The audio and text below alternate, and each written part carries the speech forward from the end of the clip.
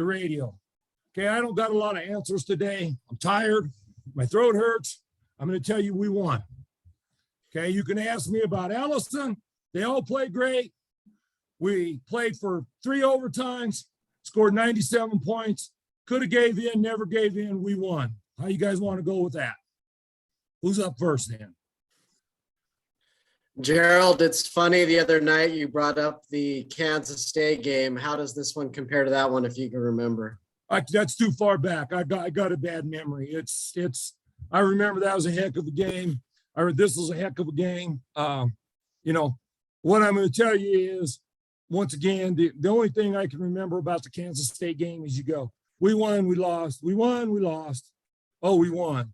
And, you know, I'm going to say that this is basically the same because, you know, I know somebody's going to ask about the shot clock thing at the end of the one. And I'm going to say, you know, that kind of stuff, that's disheartening to teams. I mean, they went from winning, you know, because of whatever to now, okay, we got to regroup and go, okay, we got to come back and play. On the other hand, we go from, oh my gosh, how could you not see that, to, okay, we get another chance. So the swing of emotions by both teams, it's just huge. And, you know, I mean, I give all the credit in the world to that team, that coach, their staff. I mean, what an effort, you know, what a game plan they put together.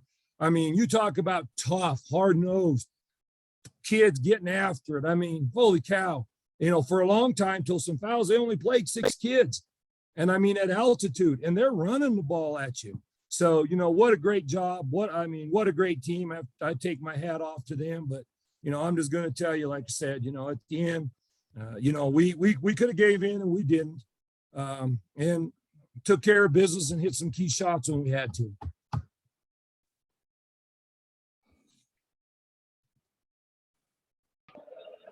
You just mentioned they're just running the ball at you. Allison just said that's the fastest team you guys have played this season. It felt like to her.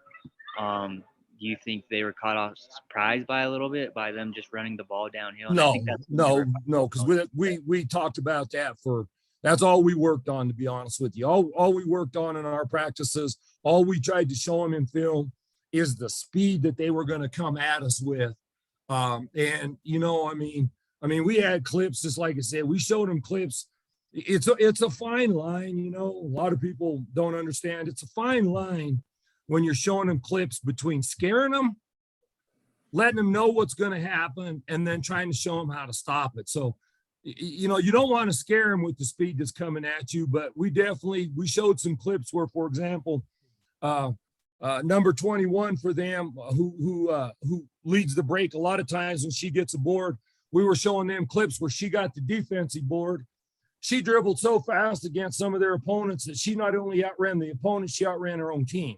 So, you know, we knew the speed that they were going to come with.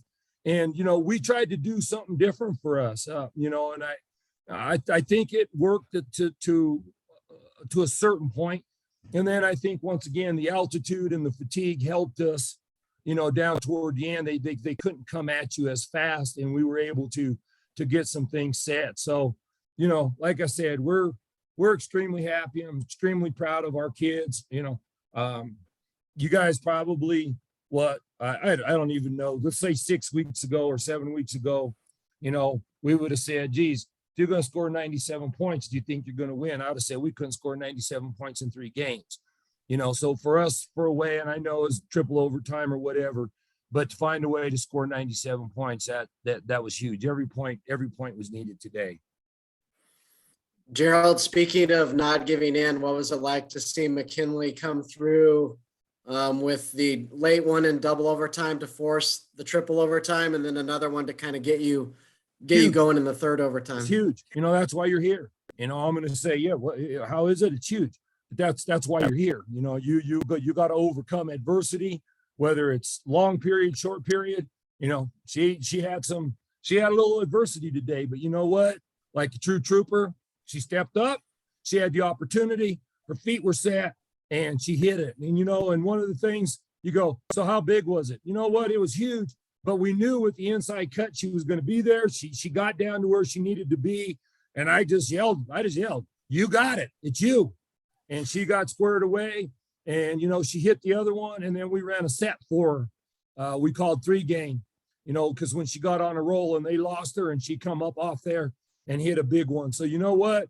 You know, kudos to her because, yeah, you're right. She could have gave in. She could have sulked. She could have pouted, felt sorry for herself. But you know what? No, not her. She goes, you know what?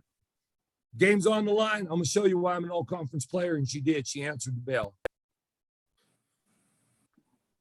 You guys grind out these 2 overtime wins, you know, just how does this, I just got to ask, how proud are you of the team? Oh, You know, I what kind of, can't even tell you, Robert, how proud I am of this team.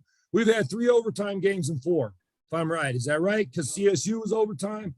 We lost in not, and then these 2, and then this one was a triple overtime. You know what? I can't tell you how proud I am of these of our team because they just didn't give in.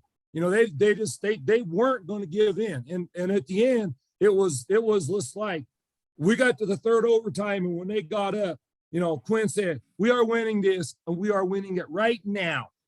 And it was like you could just see the Allisons and everybody else were like, "Yep, we are." And you know, they come out and got it taken care of.